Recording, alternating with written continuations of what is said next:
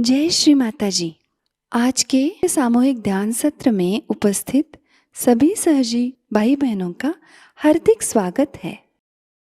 ध्यान की शुरुआत कुंडलिनी चढ़ा के बंधन लेते हुए करेंगे।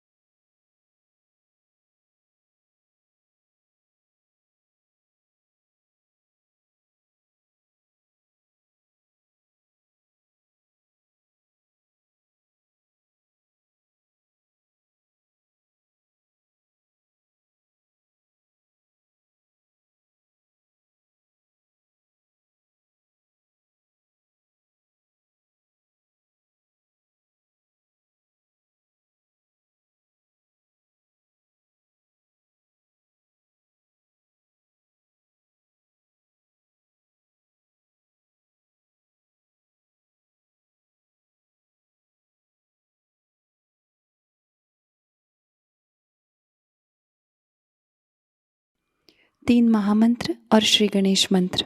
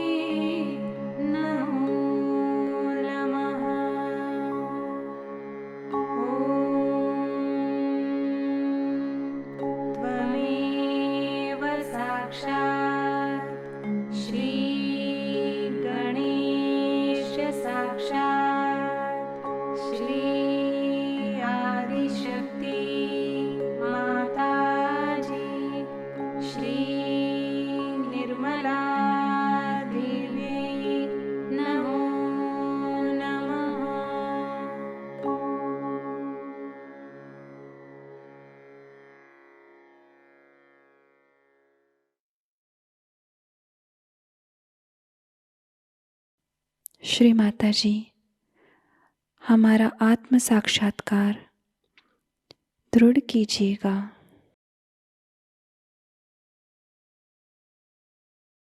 पूरा चित्त हमारे सहस्त्रार में ही रखेंगे।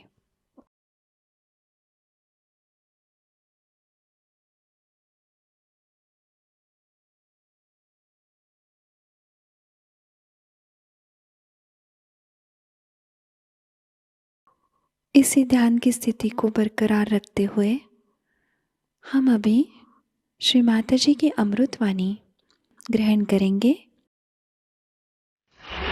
बहुत से लोगों ने आदि शक्ति का नाम भी नहीं सुना। हम लोग शक्ति के पुजारी हैं, शाक्त धर्मी और विशेषकर राजे महाराजे सभी शक्ति की पूजा करते हैं। सबकी अपनी अपनी देवियां हैं और उन सब देवियों के नाम अलग अलग हैं और यहाँ की देवी का नाम भी अलग है, गणगौर।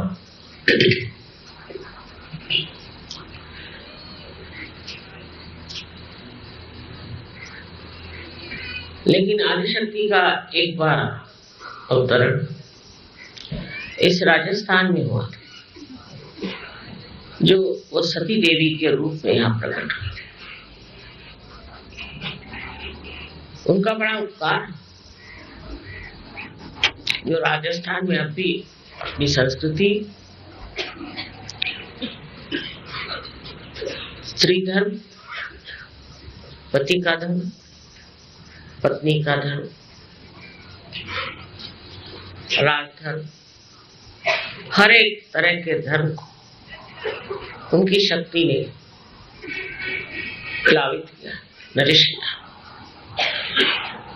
सती देवी की गाथा आप सब जानते हैं, मुझे नए तरीके से बताने की जरूरत नहीं, पर वो स्वयं गणगौर थी। उनका विवाह कर दिया गया, किंतु विवाह करके जब वो जा रही थी तब कुछ गुंडों ने घेर लिया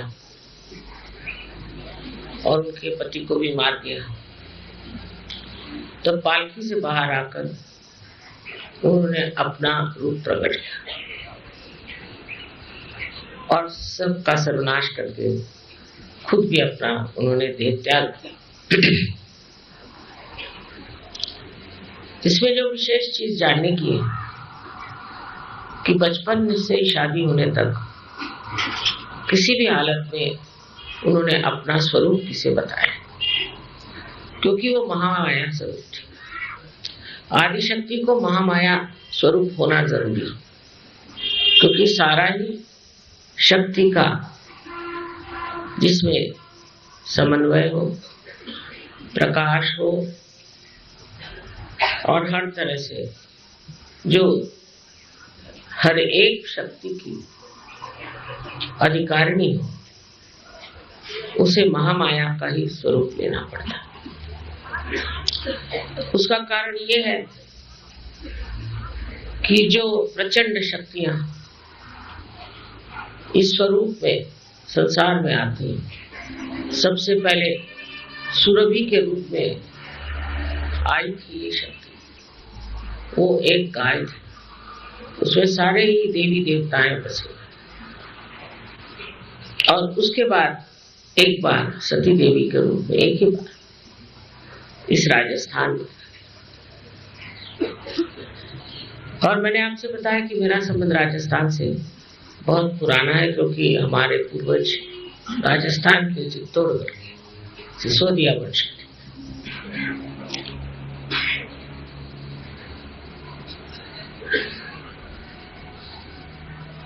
आदिशक्ति की अनंत शक्तियां हैं और ऐसी कोई शक्ति नहीं है जो उनके पास नहीं। लेकिन उन शक्तियों को छिपा कर ही रखना होता है। उसके दो कारण। एक तो कारण ये कि लोग कर जान जाए ये आदिशक्ति है, तो हर प्रकार के लोग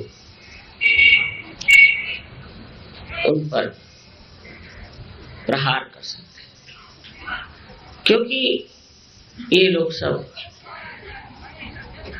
बिल्कुल दुष्ट है, जाहिल है और परमात्मा के विरोध में खड़े हुए, भगवान के नाम पर पैसा कमाते हैं और उसका दुर्व्यवहार करते हैं। ये सारे ही लोग अगर जान जाए कि आदिशक्ति संसार में है तो या तो भाग खड़े हो जाएंगे या सब जुट करके ये कोशिश करेंगे कि किसी तरह से आदिशक्ति का कार्य इस कलयुग में हो न पाए। उसके लिए बहुत जरूरी है कि महामाया का स्वरूप लेंगे।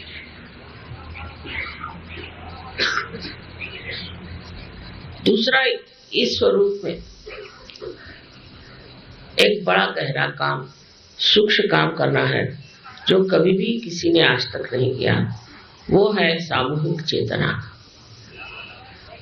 सामूहिक तो थोड़ी छोड़िए, एक ही आदमी को पार कराने में लोगों को सालों लग जाते हैं। इस कार्य को करना है और वो भी बखूबी इस तरीके से कि किसी को कोई भी हानि न पहुंचे। ऐसे ही जैसे नाव में बिठा करके आराम से दूसरे किनारे पहुंचाते।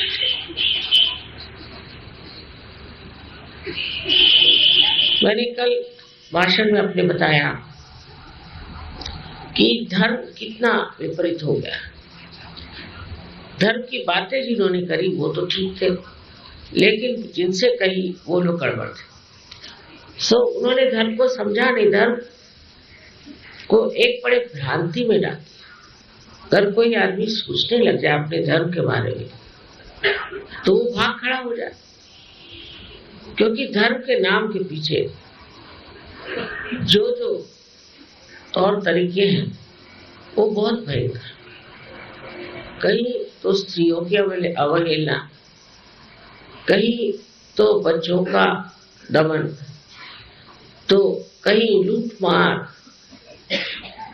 हर तरह के गलत काम धर्म के नाम पे लोग करते। एक बार बंबई में बहुत सी गीता छप करके बाहर से आई, तो लोग बड़े खुश हुए कि अब हमारी गीता लंदन में छपने लगी। इससे बढ़कर और क्या बात होगी। हिंदुस्तानी तो ऐसे ही अंग्रेज के पैर पे लौटता रहा, और अब गीता अगर वहां छप गई तो हिंदुस्तानियों ने सोचा वाह क्या कमाल हो।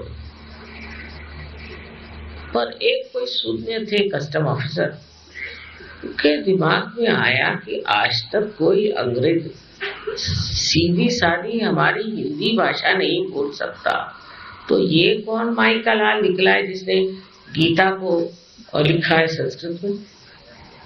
कुछ तो भी गड़बड़ हो। तो उन्होंने एक किताब खोली तो देखा उसमें विस्की, समझ गए। सारी किताबों के अंदर विस्की और ऊपर से गीता। तो मतलब ये कि गीता बहुत ऊंची चीज है। हिंदुस्तानियों के लिए गीता का नाम लेते, चाहे वो कुछ जाने न जाने, माथे लगा लेते। लेकिन उसको कैमोफ्लेज जो बोलते हैं कि जो इस तरह से छिपाने की शक्ति है, वो कमाल की गीता को इस्तेमाल करो।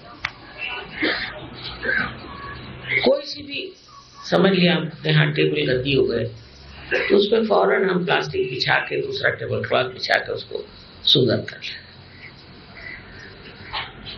और बार बार मैं भी देखती हूँ कि कहीं भी जाइए तो बहुत से पर्दे लगे होंगे, भाई ये क्यों लग रहे, कुछ नहीं। थोड़ा सा पर्दा हटाइए तो ऊपर से खूब सारे गंदे कपड़े, ये सब चल।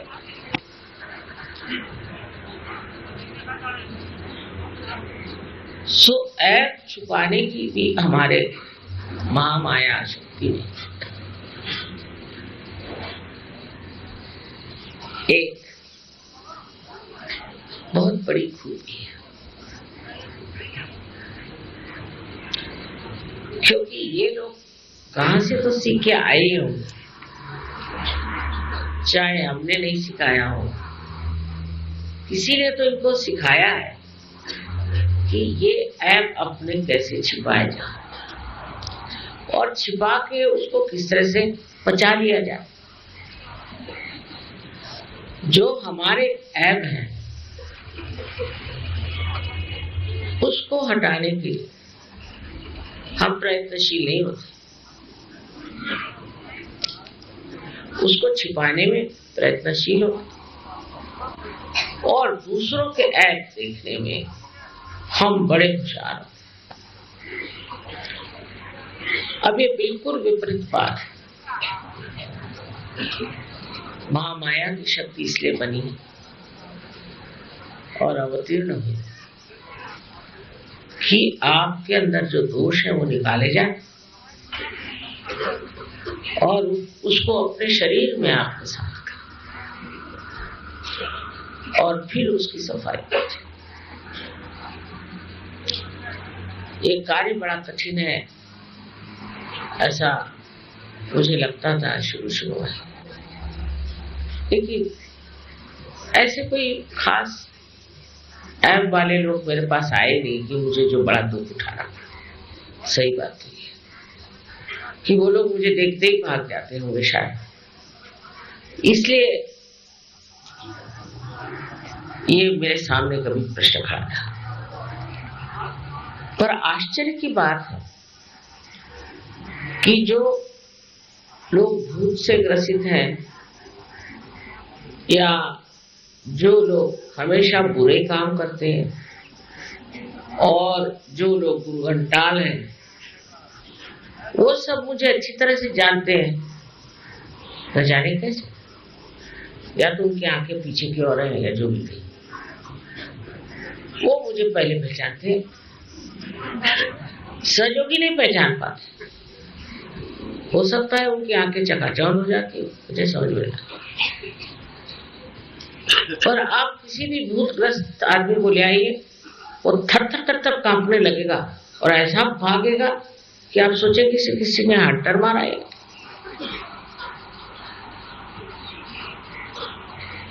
लेकिन सहयोगियों का ऐसा नहीं,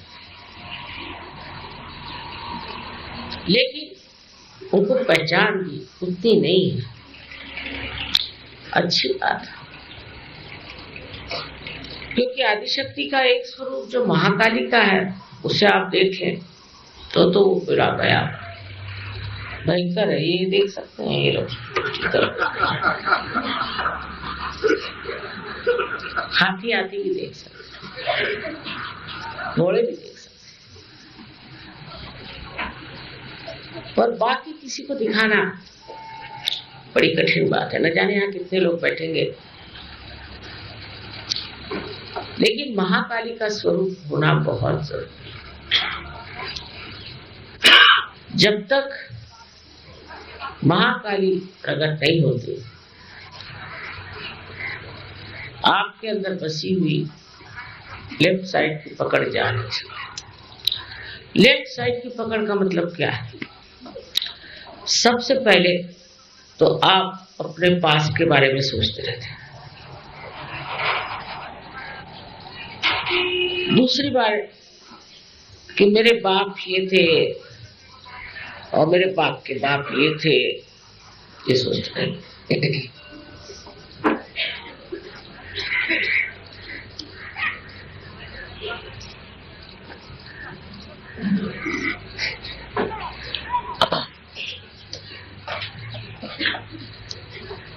नसीब है उनको अपना पूर्व जन्म याद नहीं आता, पर पूछेंगे माँ मैं पूर्व जन्म में कौन था।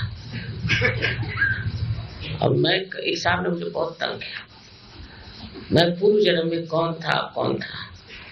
फिर मैंने कहा देखो बेटे, मैं तुमको नहीं बता रही हूँ, इसका मतलब कुछ गड़बड़ी है।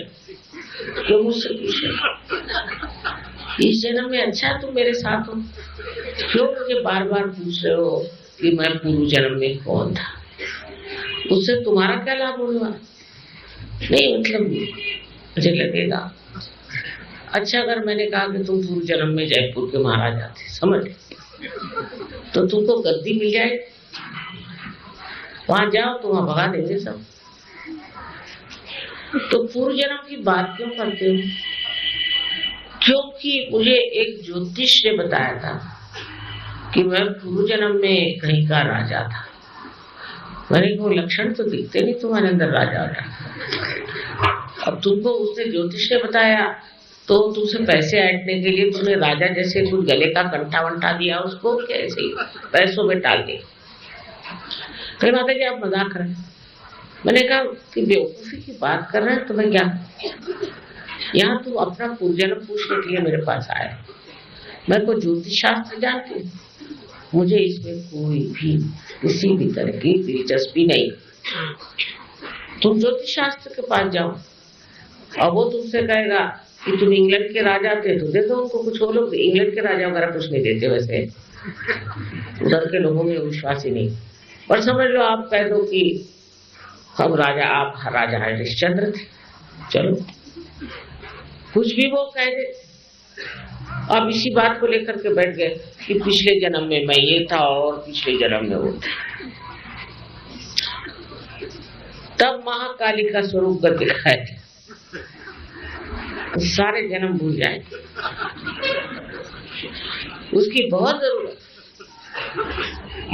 महाकाली के स्वरूप के सिवाय ऐसे पागल छूट नहीं सकते। और मैंने देखा कि बहुतों ने देखा है, क्योंकि वो जो भागे तो फिर आए नहीं।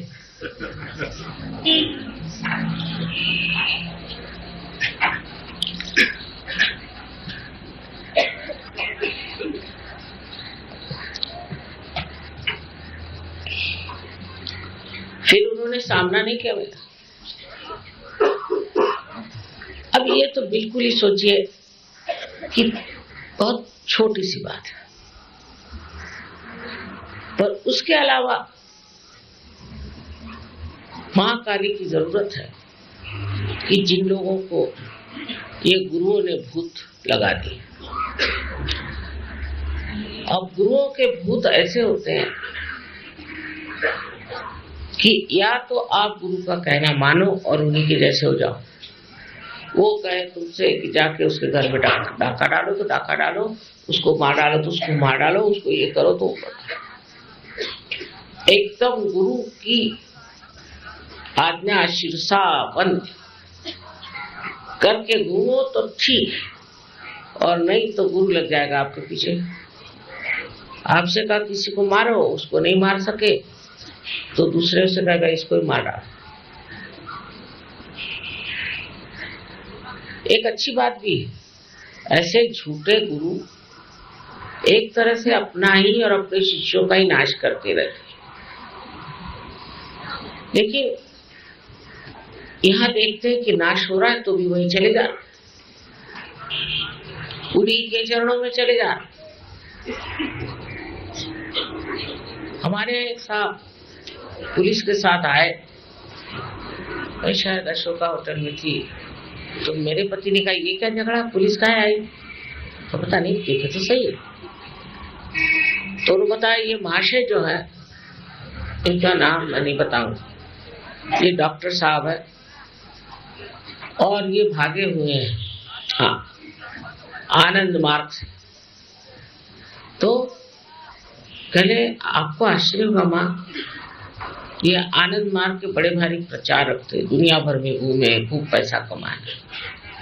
और फिर इनके गुरु जो थे वो इनको अपना आद्य शिष्य मानते थे। फिर हुआ तो ये कलकत्ते में देवी के मंदिर में जहाँ बकरा काटा जाता है, ये बात तो क्या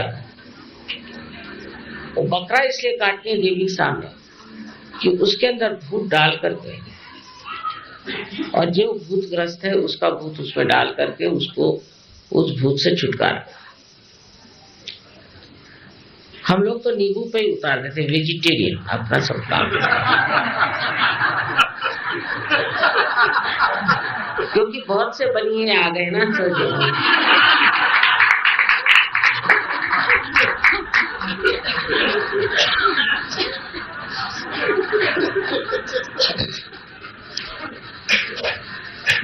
सो नींबू को काट करके निकल जा भाग। तो ये जो भूतग्रस्त लोग हैं, इनके भूतों को महाकाली दिखाई देती, वही रूप दिखाई देती और थर थर थर थर कांपते ऐसे। अब कोई कहेगा कि ये क्यों थर थर कांप रहा है, और अनेक तरह के भूत लग जाते हैं। पर आश्चर्य मुझे लगता है कि ईगो का अगर भूत लग गया, उनको भी महाकाली का रूप दिखाई देता। अब पूना का किस्सा, पूना में एक प्रोग्राम हो रहा था, तो उन्होंने कहा कि हाँ माता जी तो ब्राह्मण नहीं है, तो हमारे यहाँ तो प्रोग्राम में तो ब्राह्मण होगा वही आएगा। तो वहां के जो कार्यकर्ता थे, अच्छा ठीक है हम पेपर में दे देते हैं, माता जी ब्राह्मण नहीं है, यहाँ प्रोग्राम नहीं हो रहा, दूसरी जगह प्रोग्राम कर दे। ना ना ना ना ऐसे नहीं करो, नहीं ये हमको नहीं दिखाना है। अच्छा ठीक है हम करते हैं प्रोग्राम। मुझे किसी ने कुछ बताया नहीं, तो मैंने कहा कि अच्छा आप में पता नहीं कैसे ये दिमाग में बात, आप में जो कोई ब्राह्मण हो मेरे और हाथ कर दोनों ऐसे, अब उनके लगे हाँ क्यों, अरे माँ बंद करो, मान गए तो आप शक्ति हो, छोड़ो ये मन।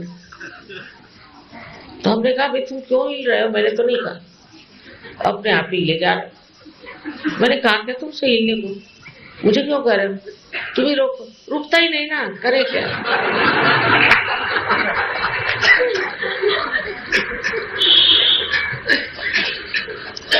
तो मैंने कहा देखो मैंने तो नहीं कहा,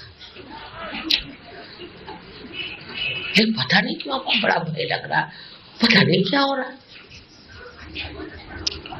अब उनको ये घमंड था कि वो बड़े ब्राह्मण,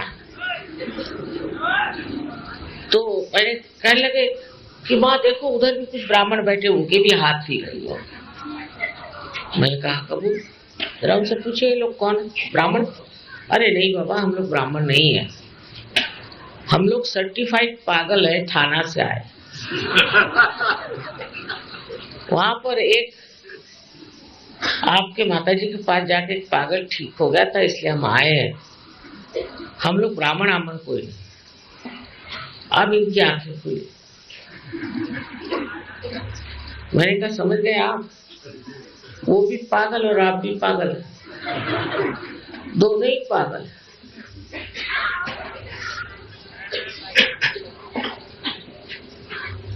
तब उनके हाथ छूटे। शुरुआत में तो बहुत ज्यादा महाकाली का प्रकार था, कुछ समझ में नहीं आता था कि ये महाकाली जी अब अपना प्रताप कुछ कम करे तो मैं दूसरे भी काम करूं। पूना में तो ये हाल हो गया कि मेरी एक नीस है, उससे मैंने कहा कि खंडिया ले आओ किसी। तो बाजार में गई कि भाई 1 रुपए की हंडी 10 रुपए बिक रही, तो उसने कहा इतनी महंगी कैसे हो गई, 1 रुपए की 10 रुपए। वो कहा कोई माता जी आई है, वो हंडियाओं में अंगाती, हंडियों पे हंडिया सब बिक गए, ये सब लोग हंडिया लिए चपल। मैंने कहा पूना में इतने भूत, बाप रे, कुछ समझ ही नहीं आता। मैंने कहा हंडिया लेके आओ, नींबू लेके आओ, तो बैठो। और जो नहीं लाए उनकी आंखें लगी घूमने, वो लगे घूमने। मैं तो उठ के चली गई। मैंने कहा भाई मेरे सारा यहाँ भूतों का जमघट, जो लोग हंडिया लेके बैठे थे वो तो कुछ ठीक थे, और बाकी के जो थे वो खड़े होकर के हूँ हाँ नहीं करने लगे।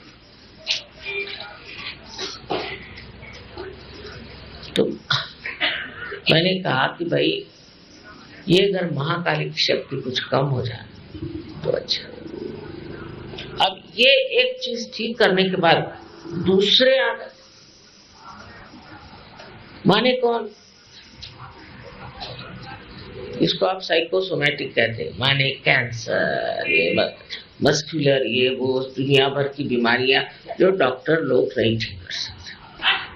ऐसा मानेंगे नहीं, डॉक्टर मानते नहीं। जब तक पेशेंट मर नहीं जाएगा खींचो पैसे। एक साहब किडनी एक्सपर्ट, उनको किडनी ट्रबल हो गया। तो मैंने कहा मैं आपकी किडनी ठीक कर दूंगी एक शर्त पे कि आप अपना धंधा बंद करिए। लोगों को ये जो आप टेबलों पे चढ़ा चढ़ा करके सारा पैसा खींचते हो, उससे कोई ठीक नहीं होता। मरने से पहले बैंकरप्ट हो जाता है। डायलिसिस बंद आप करो तो मैं तैयार हूं। हाँ माँ मेरी आप किडनी ठीक कर रही, ठीक कर दी। पर 2 महीने बाद फिर चालू उनकी दुकान। डॉक्टर लोग कब सच बोलते और कब झूठ बोलते भगवान जाने। फिर उनको किडनी ट्रबल हो, तो मेरे पास आए। उनका हाल होने लग गया। मैंने कहा इस बार क्या हुआ? पहले फिर से किडनी ट्रबल है। मैंने कहा वो नहीं, अब कैंसर चल पड़ा है। अब घबराए बहुत। मैंने कहा मैंने आपसे कहा था, फिर से चालू कर दिया अपनी दुकान।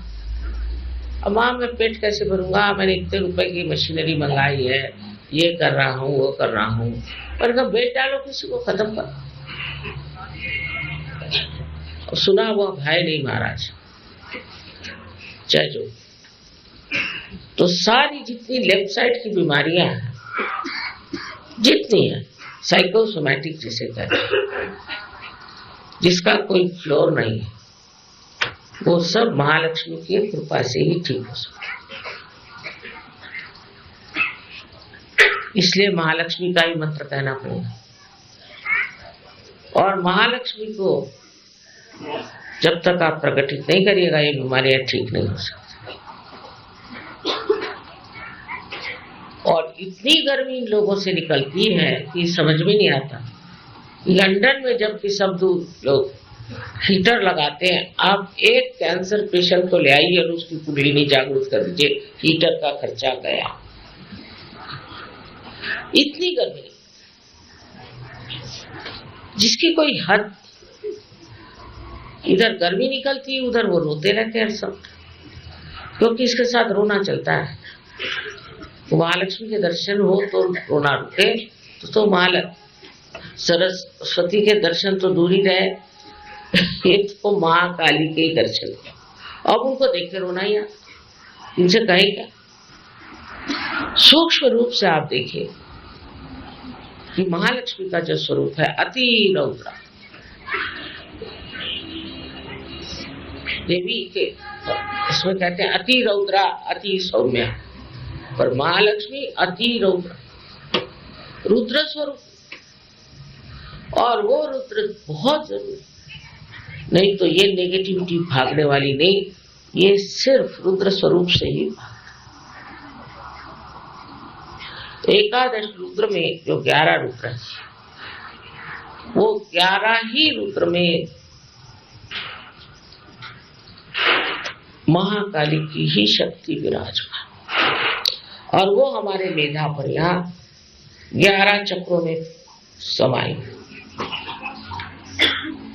अगर किसी आदमी का एकादश पकड़ गया तो सोच लीजिए उसको तो कैंसर या कोई न कोई लेफ्ट साइडेड भयंकर इनक्यूरेबल डिजीज हो गया। सरयोग का साइंस जो है वो पूरी तरह से उत्तम, उसमें कोई आप दोष नहीं निकाल सकते। अब लोग आए कैंसर लेकर, स्क्लेरोसिस फलाना ठिकाना 50 एड्स,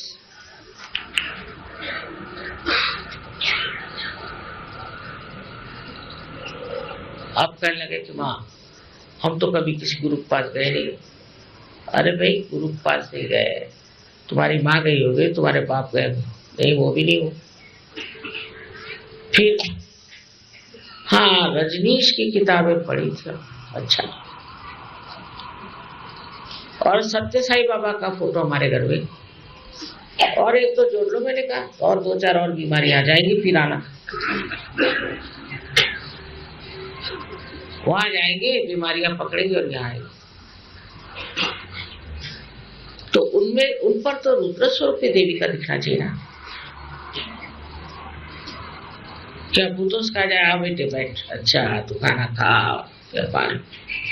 मेरे बहुत लोग पूछते हैं कि माँ, देवी का रुद्र स्वरूप कैसे हो सकता? अगर वो माँ है तो माँ का स्वरूप रुद्र कैसे हो सकता? तो नहीं, बच्चों को ठीक करने के लिए रुद्र स्वरूप धारण भी करना।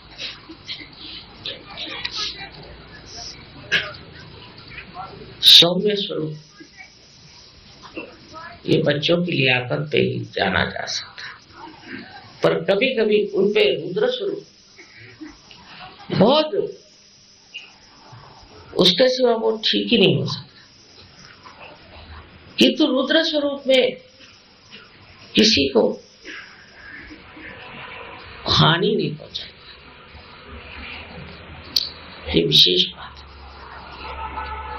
जैसे कि पहले महाकाली ने इसको मारा, उसको मारा, इसकी जीत खींची, ये क्या, ऐसा कुछ नहीं। आज का जो महाकाली का स्वरूप है वो है रुद्र। इसकी कोई जरूरत ही नहीं सब करने की, मनुष्य ऐसे ही घबरा करके ठीक हो जाता है। उस स्वरूप को देखते ही वो ठीक हो जाता है। और जब वो उस स्वरूप को देखता है तो अपने आप उसकी बीमारियां ठीक हो जाती है, क्योंकि उसके अंदर जो नेगेटिव चीज है वो भाग जाती। तो किसी की गर्दन काटने की या जीभ काटने की या आंख निकालने की कोई जरूरत नहीं।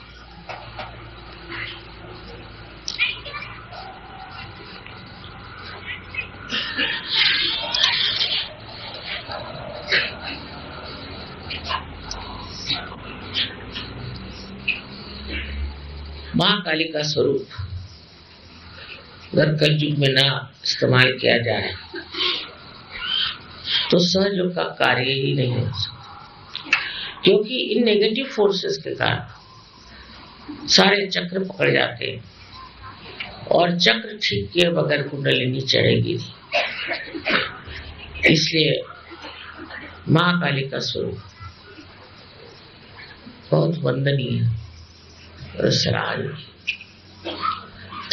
जो कि किसी को शारीरिक, मानसिक, बौद्धिक किसी भी प्रकार की हानि नहीं, सिर्फ उसके स्वरूप से ही जो बुरी बातें हैं वो भाग जाती हैं। अब मियाँ बीवी के झगड़े ये सबसे बड़ा प्रॉब्लम है आजकल, क्योंकि बीवियां पड़ गई और मियाँ चाहते हैं कि बीवी बिल्कुल देहाती हो, और वो देहाती तो है नहीं, तो उसको देहाती कैसे बनाएंगे? एक बार शहरी हो गए तो शहरी हो गए, चाहे आप लहंगा पहन लीजिए और चाहे आप पैंट पहन लीजिए, दिमाग तो शहरी हो गए। अब जब शहरी दिमाग हो गए तो उसके बाद जो स्त्रीत्व था वो तो कम हो ही जाता है, पुरुषत्व ज्यादा आ जाता है, स्त्रीत्व कम आ जाता है।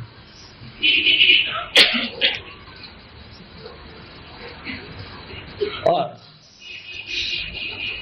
स्त्री का जो सबसे बड़ा गुण है शालीनता, वही खत्म हो जाता है। वो शालीनता जो स्त्री का स्वरूप है, उसको रणांगण में जाने की जरूरत नहीं। पद्मिनी ने अपने को 3000 औरतों के साथ चित्तौड़गढ़ के किले पर ही जला लिया था। वो कोई तलवार लेकर बाहर नहीं गई, पर जब जरूरत पड़ी तो झांसी की रानी हाथ में तलवार लेकर खड़ी हुई। तब मुझे याद है अंग्रेज ने कहा था कि हमारी तो विजय है, लेकिन गौरव तो झांसी की रानी का। अपने देश में अनेक तरह की उज्जवल चरित्र वाली औरतें हो, पतिपरायण, स्त्री धर्म में अत्यंत उच्च ऐसी औरतें हो गई हैं जिन्होंने अपने सूझबूझ से अपना घर संभाला।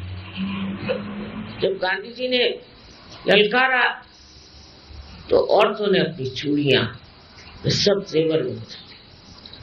राणा प्रताप का ही किस्सा है कि राणा प्रताप ने देखा कि उसकी लड़की की घास की बनाई हुई रोटी तक एक बिलाड़ उठा के ले गया, तो उनके मन में एक शंका हो, मैं क्यों ऐसा कर रहा हूं? अपने अहंकार के लिए मैं अकबर को शरण क्यों नहीं जाता? तो वो चिट्ठी लिखने बैठे अकबर। उस वक्त क्षत्राणी उनकी पत्नी की शक्ति जागृत हुई, हाथ में भाला लेकर उसने अपने लड़की पे लगा और कहा कि मैं तुझी को मार डालूं, जिससे ये जो कमजोरी इनके अंदर आई है ना। तब राणा प्रताप की आंख खुली। हमारे यहाँ औरतों ने अगर सोचना ही है तो पिछली बार सोचे कि रणांगण में अपने पतियों को टीका लगा करके लड़ने भेजा था। इन अंग्रेजों से कौन लड़े? आदमी लड़ने को कहने को है, पर शक्ति औरतों, क्योंकि आजकल औरतें भी अशक्त हो गई, आदमी भी निशक्त हो। ये शक्ति जो है ये स्त्री की शालीनता से, और जब तक ये शालीनता स्त्री कार्यान्वित नहीं होती तो गृहलक्ष्मी की शक्ति उसके अंदर प्रकटित है। लेकिन चतुर होना चाहिए, गृहलक्ष्मी को चतुर होना चाहिए और दूसरे उसमें सूझबूझ होनी चाहिए। सो ये कहे कि जब महाकाली शक्ति अत्यंत शांत हो जाती है तो वो गृहलक्ष्मी हो जाती है। महाकाली शक्ति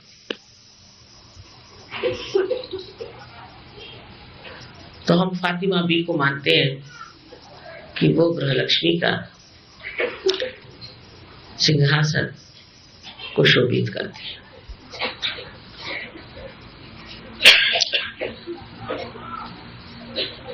महाकाली की इस शक्ति से स्त्री अपने बच्चे को ठीक रास्ते पर रखती है, अपने चरित्र को उज्ज्वल रखती है। और हम लोग इस चीज के साक्षी हैं कि एक पतिव्रता स्त्री के पातिव्रत्य को कोई नष्ट नहीं कर सकता। उसकी अपनी शक्ति, ये महाकाली की शक्ति। जो लोग डरते हैं एक पतिव्रता स्त्री, और पतियों को भी जान लेना चाहिए कि उनके अंदर जो कार्य शक्ति है वो भी स्त्री से ही आती है। और अगर वो शक्ति स्त्री से आती है तो स्त्री में पहली चीज शालीनता है। या कस्ती जबरदस्त है, इधर बैठ उधर बैठ, ये चल वो कर, जो ऐसे उंगली दिखाना शुरू कर दी तो चुप, पति को अधिकार। लेकिन शालीनता से आप जीत सकते हैं, इसमें चतुरता चाहिए। और ये शालीनता के लिए कोई किसको मार पीट चिल्लाना चीखना चाहिए। एक तो शालीन स्त्री में हास्य रस बहुत प्रस्फुटित होना चाहिए। किस चीज को वो हंसी में डाल और हंस करके हजारों प्रश्न वो ठीक कर सकते। ये जो बारीकी होती है, इसको समझने के लिए मैंने अभी किसी कहा था कि आप शरद चंद्र पढ़िए, उसमें सबकी नोक झोंक औरतें कैसे संभाले, ये होशियारी की बात है। हम लोगों को पॉलिटिक्स में जाने की जरूरत है और इस गंदे इकोनॉमिक्स में तो जाने की बिल्कुल जरूरत है। लेकिन समाज की सारी धुरी, समाज का सारा कार्य स्त्री पर निर्भर है।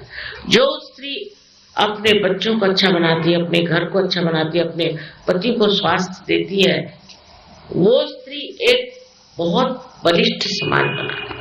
और कल मैंने कहा भी कि हमारे हिंदुस्तान की औरतों की वजह से ही आज हमारा समाज ठीक है।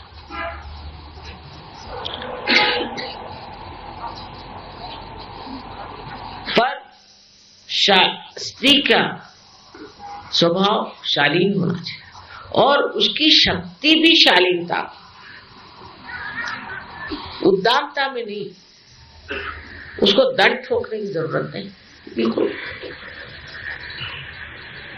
उसकी जो शालीनता है, उस शक्ति पर वो सारे दुनिया को जीत सकती है। उसकी चाल ढाल, उसका ढंग एक देवी स्वरूप है। सो महाकाली शक्ति तो अनेक चीजों पे बैठती है, उसके अपने अपने वाहन हैं।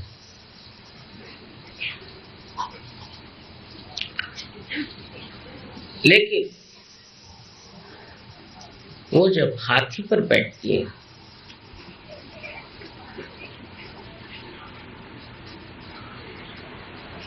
तो उसे ललिता गौरी कहते हैं।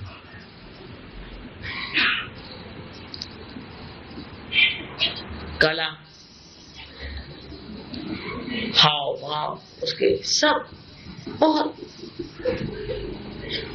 इज्जतदार, सुंदर होते। जरूरी नहीं कि आप घूंघट, जरूरी नहीं कि आप सर ढकें, लेकिन आंखों में शालीनता हो। शालीन बहुत बड़ा शब्द, इसमें बहुत सी चीजें समाई हैं। क्योंकि जो रुद्र स्वरूपा है, उस रुद्र स्वरूपा को मेरे सौम्य स्वरूप होना है। इसीलिए कहा है कि आप घूंघट ले लो, सर ढक लो, बुर्का ले लो, क्योंकि आप महाकाली, जो आपको देख ले वही भस्म हो जाए, जो विधि निगाह से आपको देखे वही खत्म हो जाए। आपके संरक्षण के लिए नहीं, प्रोटेक्शन के लिए नहीं, लेकिन वो दूसरे के जो आपके ऊपर बुरी निगाह डाले वो भस्म हो, वो नष्ट हो जाए।